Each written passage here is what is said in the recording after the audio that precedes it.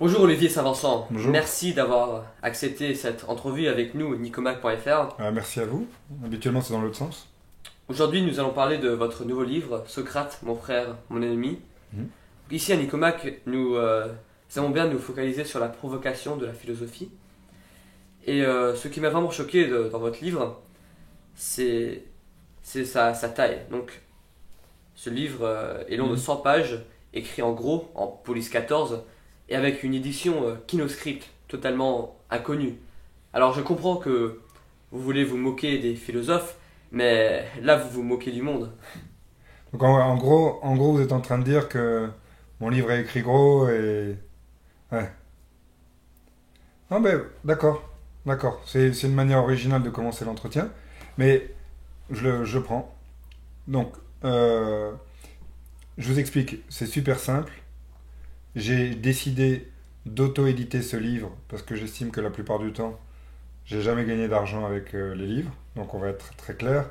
Euh, les éditeurs prennent 5%, enfin les éditeurs te donnent 5%, donc si tu vends pas 100 000 ou 200 000 livres par an, ça sert à rien ça sert à rien d'écrire.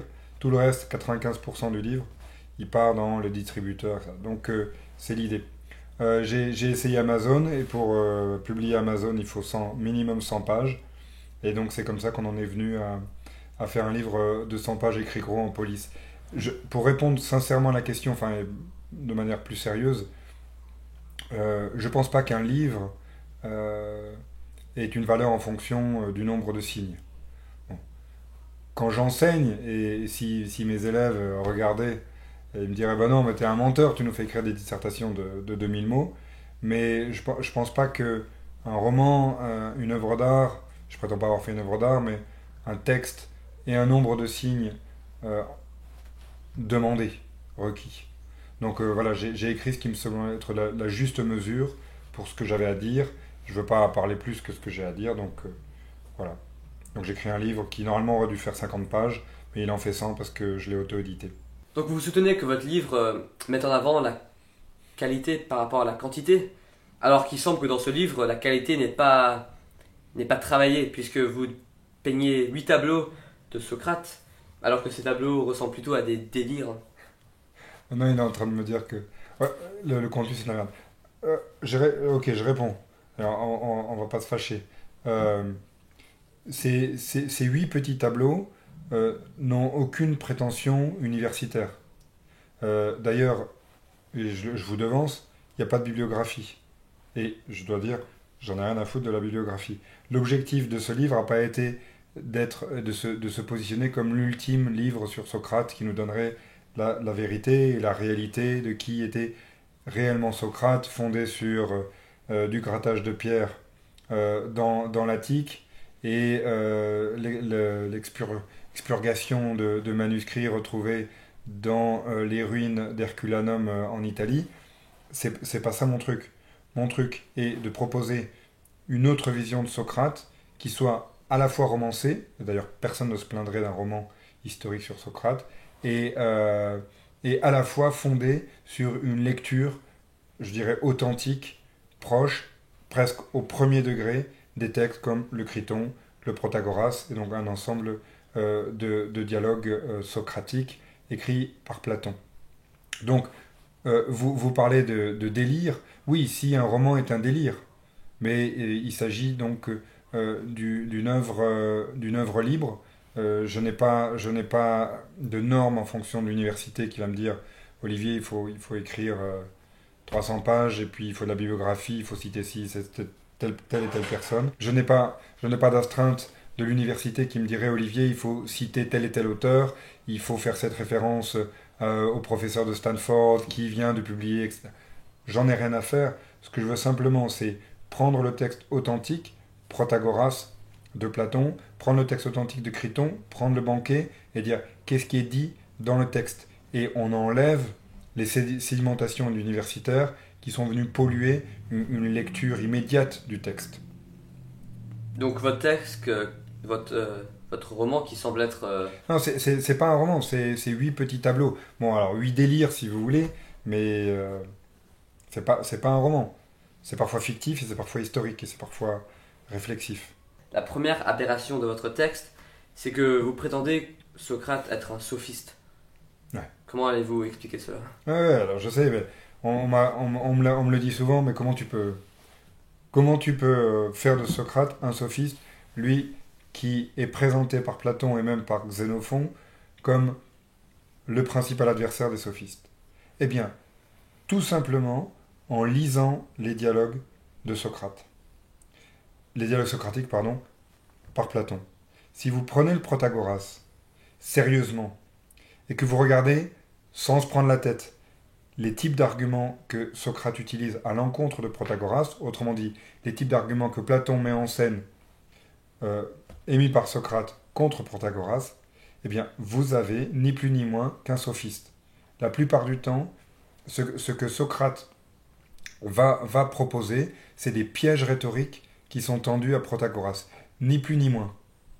Et dont la base, essentiellement, est la contradiction. Ah, mais tu avais dit. Alors, en fait, tu viens de te contredire. Donc, tout ce que tu dis est faux. Mais la plupart du temps, il s'agit de jeux de rhétorique, de questions oratoires piégeuses, et une sorte d'amphibologie, une sorte de, euh, d'utilisation de figures de style à une fin purement, je dirais, agonistique, c'est-à-dire ce que veut Socrate, c'est gagner le combat des mots, ni plus ni moins. Donc ça, pour moi, c'est la définition du sophiste. Le sophiste n'est pas là pour démontrer la vérité, il est là pour avoir raison. Alors, il se trouve que la plupart des gens identifient avoir raison avec la vérité, puisque la plupart des gens pensent avoir raison et détenir la vérité. Mais c'est juste par un tour de magie, une précipitation qui fait que on pense que Socrate est un philosophe. Mais Socrate est un sophiste. Si les gens sont autour de lui, si les gens autour de lui, pardon, prennent une leçon de ce qu'il dit, la leçon c'est quoi? C'est le plus fort, c'est le plus malin, c'est le plus rusé qui va gagner. Et ça pour moi, c'est encore une fois, c'est une définition de la sophistique. Alors on me dirait la seule différence, c'est que Socrate n'est pas payant. Oui, Socrate ne se fait pas payer, bien sûr, mais est-ce que c'est pas un tour de passe-passe marketing dans un univers où finalement tous les sophistes se font payer? Imaginez une compagnie téléphonique qui arriverait sur le marché entre SFR, Bouygues et je sais pas quoi, et qui veut se faire connaître. Il commencerait par casser les prix. Est-ce que c'est certainement ce qu'a fait Socrate? Socrate arrive en disant mais chez moi c'est gratuit. C'est un petit peu mon idée. Vous prétendez aussi que dans votre livre, si on lit bien, que Socrate est un égorgeur d'enfants. Attendez, j'ai pas dit égorgeur d'enfants, j'ai dit trancheur de gorge. Ce qui est différent. Enfin, peut-être que ça incluait les enfants s'ils étaient en plein milieu de son passage, mais c'est différent. Alors là, vous allez voir que j'ai raison. Pourquoi? Parce que les profs d'université, généralement, font une lecture d'universitaire du texte de Platon, et je pense au banquet. Dans le banquet de Platon, il y a une succession d'allusions de Socrate à la guerre, notamment le siège de Potidée, qui est une bataille qu'Athènes a menée contre Thèbes, et de Platée. Et donc ça faisait partie donc, de l'activité des citoyens d'Athènes d'aller se foutre sur la gueule à peu près tous les étés. Mais Platon décrit le guerrier Socrate en disant il faisait peur aux autres. En gros, quand il vous regardait dans les yeux, il faisait peur. Alors soit on dit bon ça c'est une partie romancée, théâtralisée du banquet, soit on fait comme moi et on se dit attends. 5e siècle avant Jésus-Christ, la guerre ça se fait pas avec des écrans, des missiles ou des gaz, ça se fait avec des dagues, des lances et des glaives. Bon, donc c'est très simple. Si tu veux faire peur à quelqu'un, il faut en avoir égorgé deux trois pour que les autres ils disent oula, attends, tu vois le barbu avec le petit ventre qui court vite, lui c'est un boucher. C'est tout simplement quelle est la réalité de la guerre au 5e siècle avant Jésus-Christ. Là tu peux lire David Victor Hanson qui est prof à l'université de Texas, qui fait des reconstitutions avec des boucliers, et tu te dis bon, si Socrate a été à la guerre et si Socrate a réellement provoqué une sorte d'admiration pour son courage et pour sa bravoure, alors ça veut dire que Socrate a tué des gens, ça veut dire qu'il en a certainement égorgé, éventré, et tout ce qui va avec. Alors maintenant, je pense que la vraie question, ça serait de savoir qu'est-ce que ça vous apporte, ou qu'est-ce que ça t'apporte, Olivier, de déblatérer sur Socrate. Qu'est-ce qu'on s'en fout que Socrate égorgeait des gens? Ben, ça change tout. Ça change absolument tout. Si tu es le plus grand philosophe du bien, de la justice, de l'honnêteté, etc., et que d'un autre côté, tu as éventré des gens tu vois, tu ouvres et tu sors les tripes, c'est quand même un paysage ou un portrait légèrement différent.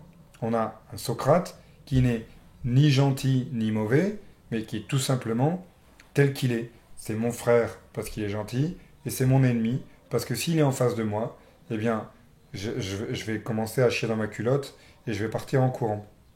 Donc, trancheur de gorge, il l'a été certainement parce qu'il a fait la guerre au 5e siècle avant Jésus-Christ, et c'est important de le savoir parce que ça change la vision qu'on a sur cet homme qui n'est pas une sorte de Christ païen. C'est-à-dire tu lui mets un coup de tête et puis il va te dire attends, tu m'as tapé sur cette joue, tu veux bien m'en mettre un autre ici? Non. Socrate, tu lui mets un coup de tête, il prend par derrière et, euh, et il te fait genre le film de le film de Quentin Tarantino avec le mec qui je sais plus lequel c'est, je crois que c'est dans Jared. Unchained, je sais plus. Django Unchained. Ouais, Django, merci Django Unchained. Oh là là. Donc vous allez même jusqu'à dire que Socrate est un collabo.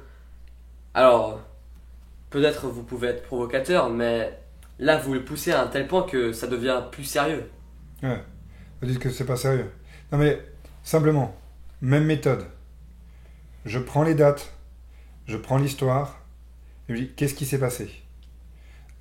Au 5e siècle avant Jésus-Christ, il y a une guerre assez prononcée, hein, sans euphémisme, entre Sparte et Athènes. Donc Sparte va faire des blocus d'Athènes, ils vont essayer de les faire crever, la peste se déclare, Périclès en meurt, etc., etc.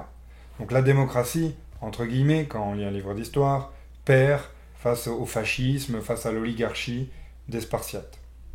Et donc on a tout d'abord un gouvernement, le gouvernement des 400, et puis ensuite la tyrannie des 30, qui sont deux régimes oligarchiques qui amènent à faire un truc qui rate jamais. Tu prends la liste des mecs qui étaient contre toi, toi qui étais collabo, et ensuite tu vas avec tes copains et tu les butes. C'est ce qu'ils ont fait. Donc tous les collabos athéniens, dont Critias, qui est l'oncle de Platon, le célèbre philosophe, tous ces gens eh bien, vont récupérer une partie du pouvoir et vont collaborer avec les Spartiates pour organiser une oligarchie à Athènes. Et là, tous les intellectuels ou des penseurs, Thémistocle et d'autres, j'en parle dans le livre, vont prendre la route, ils vont prendre le chemin de l'exil, comme c'était souvent le cas dans ce genre de conflit. Donc, comme je sais qu'ils m'ont mis sur une liste et que si je reste là, ils vont me descendre, je pars. Donc tous les intellectuels, je dirais, de gauche, tous les intellectuels démocrates, tous ceux qui étaient contre Sparte, s'en vont. Il y a un mec qui reste, c'est Socrate. Alors, deux choses. S'il était si engagé politiquement, eh bien, pourquoi n'a-t-il pas été tué par l'oligarchie, par la tyrannie des 30? Donc on peut dire, oui, mais il avait des contacts, etc. C'est souvent ce qu'on dit, Socrate, et même à un moment donné, il a ouvert sa gueule, il était là, il était allé se plaindre, on lui a fait comprendre qu'il valait mieux se taire, enfin, quoi qu'il en soit, Socrate, contrairement à d'autres qui étaient restés, il n'a pas été exécuté. Bien. Qu'est-ce qui se passe quand la démocratie revient? Eh bien, un an plus tard, en 399, qu'est-ce qui se passe? Direct, ils prennent Socrate, ils lui font un procès, et pour une raison totalement bidon, à savoir corrompre la jeunesse et ne pas croire dans les dieux, ils le condamnent à mort. Je reprends, c'est la démocratie qui a mis à mort Socrate, ça n'est pas l'oligarchie, ça n'est pas la tyrannie des 30. Et je tire tout simplement la conclusion de ce fait qui est évident et que on peut vérifier sur Internet, dans les livres d'histoire ou auprès de son prof de latin et de grec si ça existe encore en France, eh bien, ça veut dire donc que Socrate à collaborer avec l'ennemi d'Athènes de l'époque, à savoir Sparte ou des prospartiates qui étaient à Athènes. C'est aussi simple que ça. On a fait la même chose en France, et encore une fois, j'ai rien contre. On a fait la même chose en France quand la démocratie est revenue avec la 4ème République, d'abord le gouvernement provisoire. On a fait des listes, et on a dit qui a collaboré avec les Allemands. Il y avait par exemple des auteurs comme Brasillac, il y avait des auteurs comme Louis-Ferdinand Céline, etc. Qui sont ces gens? Eh bien, on va les mettre à mort. Robert Brasillac, par exemple, est mort comme ça, condamné, pour avoir collaboré avec les Allemands. C'est pas les Allemands qui l'ont mis à mort, ils étaient tranquilles. C'est au moment où la démocratie revient, la République revient, que on décide de mettre à mort Robert Brasillac. Quand la démocratie revient à Athènes, on met à mort Socrate. De ce parallélisme qu'un enfant de 8 ans pourrait établir, je dis, ben, quel genre d'écrivain a pu rester sous un régime qui mettait à mort systématiquement les gens, qui était un régime pas sympathique du tout, la tyrannie des 30, eh bien, ce genre de personne a dû collaborer, a dû faire des compromis avec les gens, et donc collaborer. Et donc, ça, c'est ma conclusion. C'est aussi simple que ça. Donc, oui, pour moi, Socrate est un collabo. Alors, je ne suis pas en train de condamner le fait qu'il a collaboré. Je suis juste en train de dire, attention, encore une fois, Socrate n'est pas un Christ païen. Socrate est un mec comme vous et moi. Et c'est un type qui, peut-être par manque de courage, ou peut-être parce qu'il voulait protéger sa famille, s'est dit, ben, je reste à Athènes. Et je vais rien dire, je vais fermer ma gueule.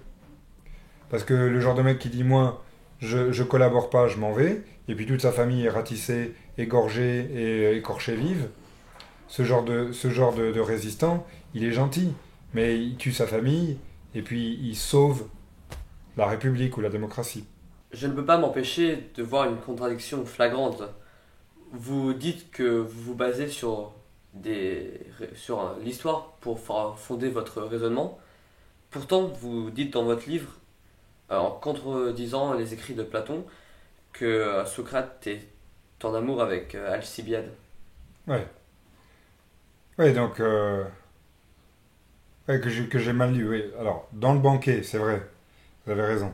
Dans le banquet, Alcibiade est dit avoir essayé de draguer Socrate, et Socrate est présenté comme celui qui a dit non, celui qui a refusé, celui qui a réussi à, à- à bousculer la tentation et à ne pas y succomber. Euh, et là, j'applique la même méthode, c'est je me dis, qu'est-ce qui est vraisemblable? Bon, de la manière qu'un mec qui va à la guerre au 5e siècle, il bute avec un couteau, eh bien, là, c'est pareil, un mec au 5e siècle qui est exposé à la pratique de l'homosexualité comme étant quelque chose de culturel, c'est-à-dire que l'amour n'a pas lieu entre un homme et une femme, comme le christianisme va nous le laisser en héritage, mais l'amour en tant que sentiment amoureux a lieu entre les hommes. Et la femme, c'est le lieu de l'amitié. Donc, partant de ce constat, je me dis, ben, qu'est-ce qui se passe? Enfin, est-ce que Socrate, lui qui était petit et gros, et pas beau, a pu résister à un type qui était jeune, beau, riche, et qui en plus le courtisait? Réponse, non. Alors on pourrait dire, oui, mais c'est justement pour ça qu'on parle encore de cette histoire, parce que Socrate a réussi à résister à Alcibiade. Oui, mais la probabilité qu'il n'ait pas résisté à Alcibiade est très forte. Alors, vous me direz, donc ça contredit les textes, mais ça ne me dérange pas du tout, parce que je dirais, ben, alors c'est la partie romancée de mon texte. De la même manière, à la fin, vous avez un dialogue qui est entièrement romancé, qui met en scène Critias, Xénophon et d'autres. Lorsque une expédition euh, reviendrait d'une campagne grecque, avec Alcibiade qui dirigerait cette... donc tout ça, bien évidemment, c'est des dialogues socratiques romancés. C'est à la manière de Platon, je me suis permis d'écrire un dialogue sur cet épisode-là. Donc, dans votre texte, vous transformez Socrate en une sorte de libertin vulgaire et en philosophe voyou. Ouais. Ouais, bah, c'est vrai que ça sert un petit peu ma philosophie. C'est-à-dire que ce type qui n'est ni bien ni mal, enfin, qui est collabo, mais qui en même temps est capable du mieux, est capable de sauver ses copains, euh, qui est homosexuel et qui est en même temps un bon père de famille, euh, ça me permet à moi, donc cette figure-là, me permet de dire, ben, voilà ce que je veux dire avec la philosophie voyou. Et je le rappelle, la philosophie voyou, c'est pas une apologie du gangster ou c'est pas une apologie de la mafia, c'est tout simplement une philosophie qui est à notre portée, nous les êtres humains. Parce qu'il me semble que la plupart des philosophies sont hors de portée, à commencer par le catholicisme, l'islam et d'autres. Le, le premier, euh, le premier devoir des philosophies est de entièrement nous modifier. Donc, bon, tout le monde sait que nous sommes menteurs, malhonnêtes, pleins de désirs. Et il ne s'agit pas de foncer tête la première là-dedans, mais il s'agit de dire, plutôt que d'éradiquer le mal, je l'accepte, et à ce moment-là, c'est l'unique manière de pouvoir faire le bien. Hein. Autrement dit, si je me prive du mal absolument, si je m'empêche de mentir, si je m'empêche d'être injuste, si je m'empêche, etc., je vais finir de manière tragique et destinale, je vais finir par être le contraire de ce que je veux être. Pour le dire de manière proverbiale, la philosophie voyou pourrait se résumer à le mieux est l'ennemi du bien. Autrement dit, on vise l'à peu près bien pour pouvoir obtenir le bien, plutôt que de viser le mieux, la perfection, et finalement obtenir la déception et avec lui le mal. Ou l'autre métaphore, c'est celle du vaccin. Un vaccin, ça fonctionne comme ça. Je m'inocule une partie du mal, parce que comme ça, je peux y résister.